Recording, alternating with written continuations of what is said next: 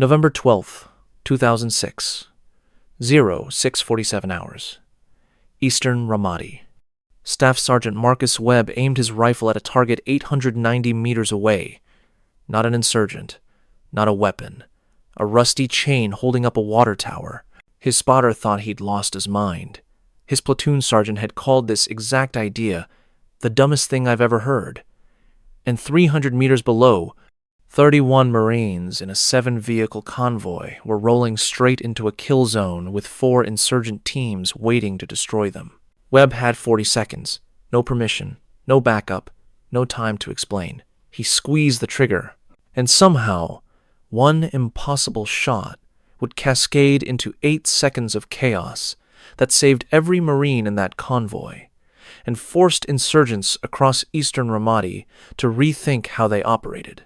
Marcus Webb was not born to be a soldier. He grew up in Cody, Wyoming, population 9,500, where his father worked as an auto mechanic at Bighorn Motors and his mother cleaned rooms at the Holiday Inn. Born in 1977, Marcus was the middle of 3 boys in a household where money was tight and expectations were practical. You learned to fix things. You didn't waste opportunities. His father, Thomas Webb, taught his sons to shoot on the scrubland outside town, not for sport, for meat. Elk season meant the difference between a full freezer and a long winter. After high school, Marcus worked at the Safeway on Sheridan Avenue, stocking shelves, hauling produce crates. The kind of employee who showed up on time, did exactly what was asked, never caused problems. His supervisor barely knew his name. His father told him once, while replacing a timing belt on an '89 Ford pickup, "Marcus, most problems got a simple answer. People just don't see it, because they're looking at the wrong thing." Years later, that single sentence would save 31 lives. When the towers fell on September 11th, 2001, Marcus watched the footage on the break room TV with a dozen other employees. Everyone talked about what should be done. Marcus said nothing. 3 weeks later, he walked into the Army recruiting office without telling anyone. He trained at Fort Benning, Georgia. Scout Sniper School was 81 days of exhaustion and precision. Marcus wasn't the best shot in his class. That distinction went to a corporal from Texas who could thread bullets through chain link at 600 meters. But Marcus was steady, patient. He passed without standing out. But there was something odd about Webb that his teammates noticed during pre-deployment training at Camp Lejeune. While other snipers practiced standard shot sequences, breathe, aim, fire, Webb spent hours studying something else entirely. He calculated trajectories for hitting objects, near targets, structural supports, chains, cables, hinges. "What the hell are you doing?" his platoon sergeant asked one afternoon, finding Webb running numbers for hitting a support beam 800 meters away. "Indirect engagement, Sergeant. If you can't hit the target, hit what the target depends on." The sergeant laughed. "That's the dumbest thing I've ever heard. You shoot people, Webb, not buildings." Webb said nothing. But late at night in the barracks, he kept running calculations. What happens when you sever a chain under load? How does a collapsing structure redirect movement? If you can't stop an enemy, can you redirect them into a worse position? His spotter, Corporal Danny Hayes, nicknamed him Rube Goldberg, after the cartoonist who drew elaborate machines. Not affectionate, mocking. Webb shrugged it off, kept practicing shots no one else cared about. By the time 1st Battalion, 6th Marines deployed to Ramadi, Iraq in September 2006, the city had become the most dangerous place in the country. Capital of Anbar Province, Ramadi was the heart of the Sunni insurgency, controlled largely by al-Qaeda in Iraq. The Euphrates River split the city. East of the river, Route Michigan, a main supply route, ran through dense urban terrain where every block concealed ambush positions. The insurgent strategy was elegant and brutal. Complex ambushes using IEDs to disable the lead vehicle, RPGs and small arms fire from multiple positions to trap the convoy, then overwhelming firepower before quick reaction force could arrive. They'd perfected it. In October alone, 3 convoys had been destroyed en route Michigan. 17 Marines killed, dozens wounded. Marine snipers worked in 2-man teams from elevated positions, providing overwatch for convoys. Their job: identify threats, eliminate high-value targets, call in enemy positions. Standard engagement range: 300 to 600 meters. Standard targets: insurgents with weapons, spotters with radios, IED triggermen. Webb's team had been on Overwatch rotation for 6 days. He'd made 11 confirmed kills. It changed nothing. New triggermen appeared. The ambushes continued. But Webb noticed something the others didn't. He started mapping structures in his sector. A half-collapsed building at 340 meters with a leaning wall held up by a single support beam. A corrugated metal awning at 520 meters suspended by chains, sagging under debris. And further out, at 890 meters, a water tower. The tower was ancient. Soviet-era construction, a cylindrical tank the size of a bus, elevated 30 feet on rusted steel framework. The tank was still half full, which meant it weighed at least 8 tons. The entire structure tilted 3 degrees to the south, held upright by a single support chain on the northern leg. Hayes had noticed him studying it 2 days earlier. "What's interesting about that tower?" "It's falling," Webb said. "Just slowly." "So?" "So if it falls fast, in the right direction, it blocks the street below it." Hayes laughed. "You planning to shoot a water tower? You know how hard it is to sever a chain at 890 meters? Even if you did, you can't predict where it falls. Could go anywhere." But Webb had run the calculations. Wind patterns in Ramadi were consistent, east to west in the morning. The tower's center of gravity was already shifted south. If the northern support chain failed, physics dictated a southern collapse. The street below ran east-west. If the tower fell south, it would block the intersection insurgents used to reposition between ambush sites. But he didn't mention that part to Hayes. It sounded too much like Rube Goldberg. November 12th, 2006, 06:42 hours. Webb and Hayes had climbed into position 3 hours before dawn. 3rd floor of a half-destroyed apartment building. Eastern corner, behind what remained of a balcony wall. From here, Webb had clear sightlines covering 900 meters. The mission brief was simple. 7-vehicle convoy departing FOB Corregidor at 0630, moving east along Route Michigan. High threat corridor. Provide overwatch. Eliminate threats. Movement, Hayes said quietly. Window, 340 meters, 2nd floor. 3 individuals, 1 with an RPG. Webb shifted his scope. Confirmed. 3 insurgents setting up an RPG-7 team in a bombed-out window, positioning for a shot-down Route Michigan. But Webb kept scanning. 2 more positions revealed themselves. Another RPG team at 410 meters, and a spotter with a radio at 520 meters beneath the corrugated awning. Classic L-shaped ambush setup. "I count 3 teams," Hayes said. "This is a coordinated hit." Webb's mind assembled the pattern. 3 teams visible meant at least 2 IED emplacements. The insurgents wouldn't risk RPG teams without guaranteed vehicle disables first. His eye tracked the likely locations based on previous attacks, probably buried at the intersection 180 meters ahead of the convoy's current position, another 90 meters beyond that as backup. The convoy was 9 minutes out. "I can take the first RPG gunner," Webb said. "Do it." But the second team will still engage, and once they start shooting, the whole ambush triggers. "So we drop both RPG gunners fast. We won't be fast enough.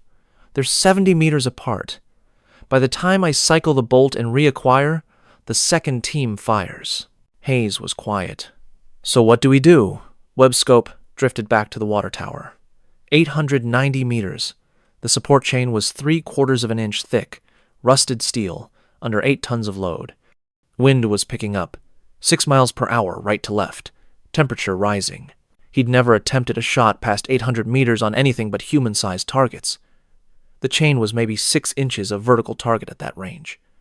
Margin of error, essentially 0. Even if he hit it, even if the chain severed, even if the tower fell in the right direction, Hayes would call it ridiculous.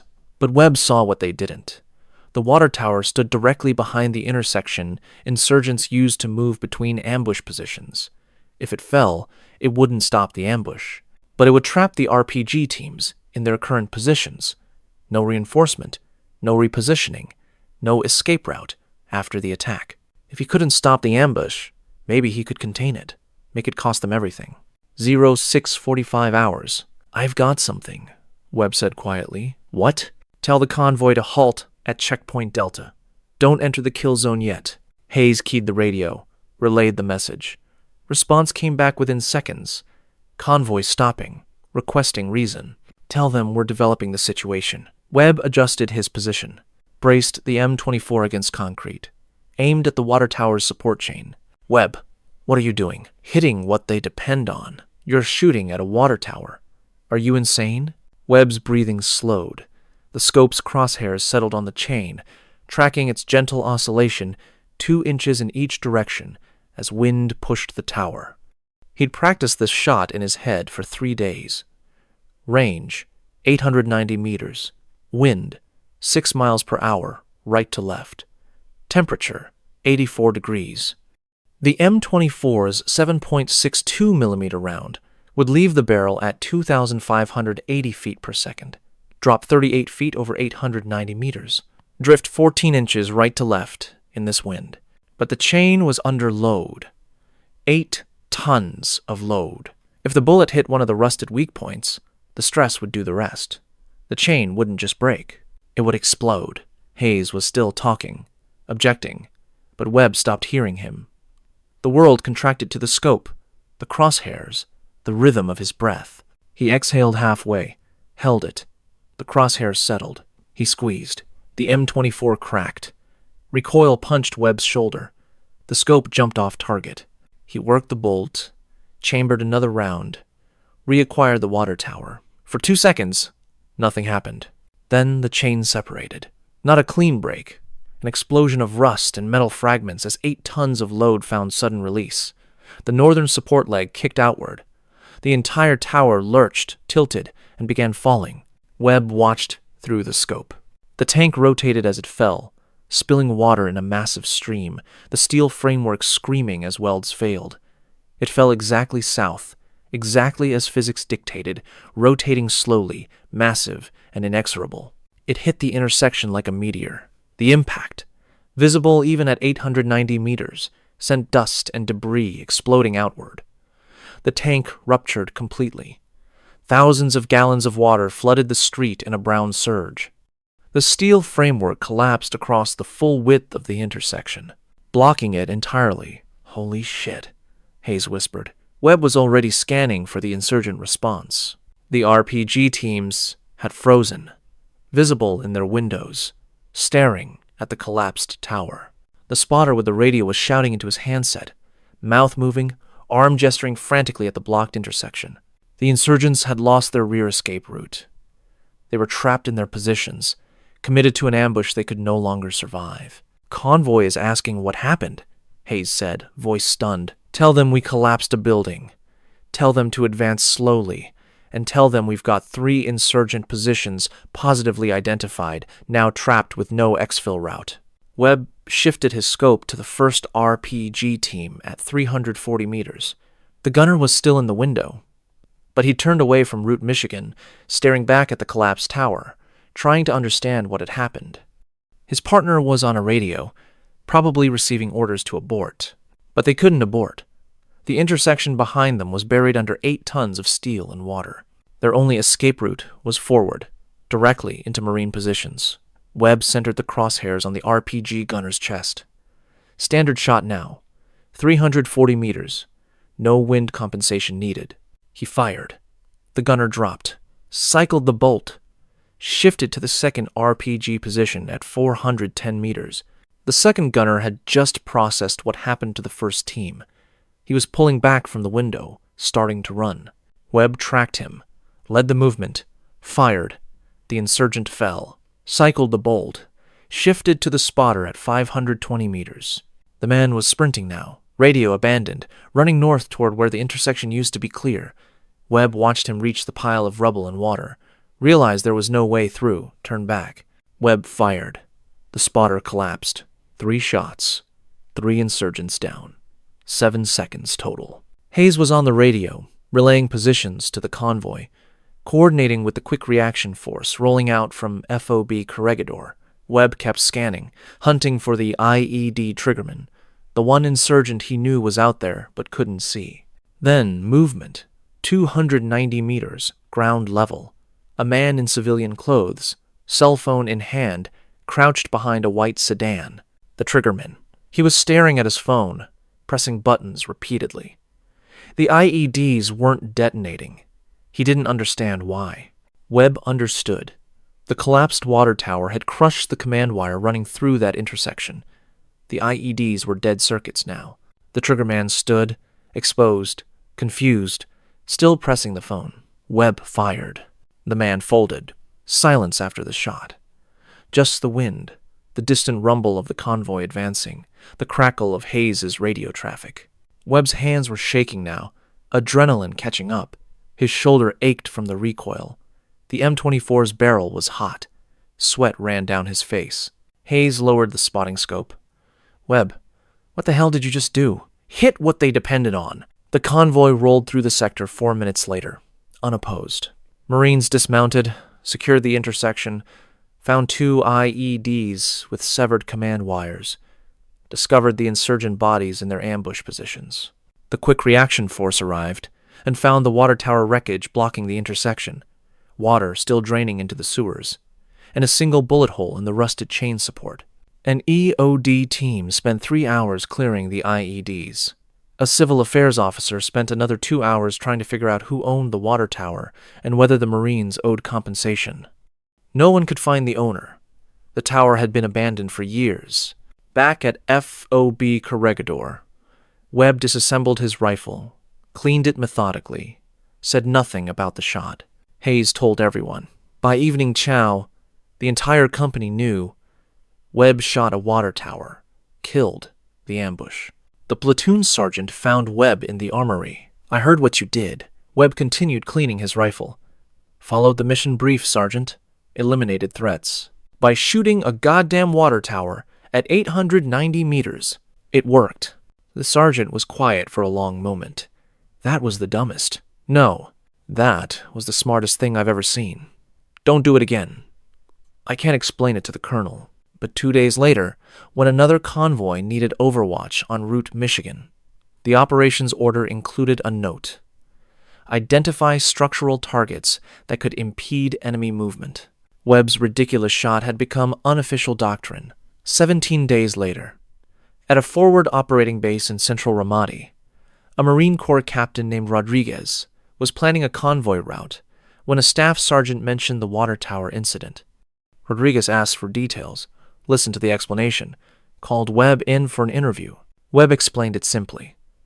Insurgents depended on mobility, on exfil routes, on being able to hit and disappear. If you could trap them in their positions, you changed the ambush equation. They became the targets. Rodriguez took notes, forwarded the concept to 1st Marine Division headquarters. By January 2007, during planning for the Anbar Awakening operations, Marine intelligence officers were mapping Ramadi's infrastructure, specifically looking for structural choke points. Buildings that could be collapsed to block insurgent routes. Bridges that could be disabled. Walls that could be dropped. The formal term was kinetic infrastructure denial. The informal term was web shots. At Marine Corps Scout Sniper School at Camp Pendleton, instructors began teaching unconventional target selection. Not in the official curriculum that still focused on standard engagement protocols, but in the field training exercises. Instructors would point out structural targets and ask, how would you use this terrain against the enemy? The case study was never officially documented. Webb's name was never mentioned in the training materials. But Marine snipers deployed to Ramadi between 2007 and 2008 knew the story. When they found themselves on overwatch, they scanned for chains, support beams, unstable structures, things the enemy depended on. In March 2007, during intense fighting in eastern Ramadi, a Marine sniper team collapsed an insurgent safe house by severing the support cables on a weakened roof. 7 insurgents died in the collapse. In June, another team dropped a billboard structure across a street, trapping an IED cell before they could emplace their explosives. The tactics spread, not through official doctrine, but through the quiet knowledge transmission that happens between deployed units. In the after-action reports that never become formal lessons. In the stories, snipers tell each other about what worked. Webb received a Navy and Marine Corps Commendation Medal with Valor Device for his actions on November 12th. The citation was deliberately vague. For exceptional marksmanship and tactical innovation under combat conditions. The word water tower appeared nowhere in the official record. After the Marine Corps, Marcus Webb returned to Cody, Wyoming. He married Sarah Mitchell, a nurse he'd known in high school, worked as a hunting guide for Sunlight Sports on Sheridan Avenue, led elk hunters into the mountains each fall, same mountains his father had taught him to hunt, lived in a small house on Road 2AB, 12 miles outside town. He never spoke much about the war. When veterans groups asked him to speak at Memorial Day events, he declined. When a local reporter heard about the Navy comm and asked for an interview, Webb said simply, "I did my job. Other people did more." He kept the medal in a drawer. His wife saw it once, asked about it, and he said, "Just something from Iraq." In his garage workshop, he built custom rifle stocks for local hunters. Precise work, methodical, the same patience he'd applied to calculating impossible shots. His clients knew him as quiet, skilled, and reliable. Most didn't know he'd been a Marine sniper.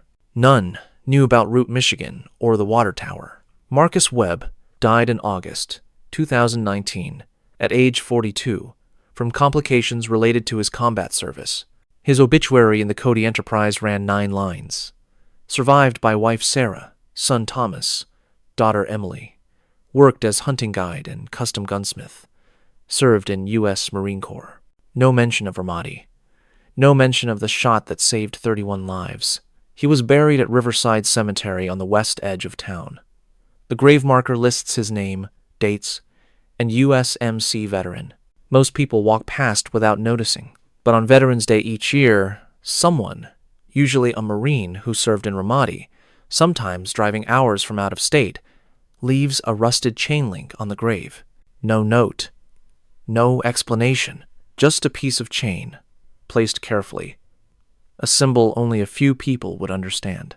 There's a temptation to think that wars are won by overwhelming firepower, by superior technology, by generals moving divisions on maps.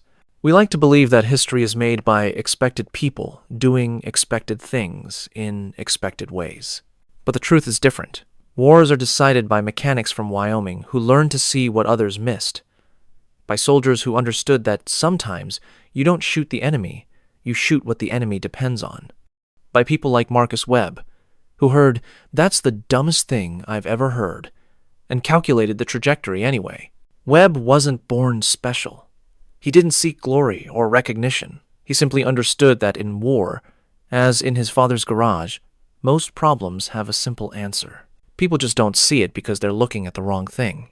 On November 12th, 2006, while other snipers looked at insurgents, Marcus Webb looked at a chain. He didn't win the war, but he saved 31 Marines and forced insurgents to reconsider how they operated on every block of eastern Ramadi.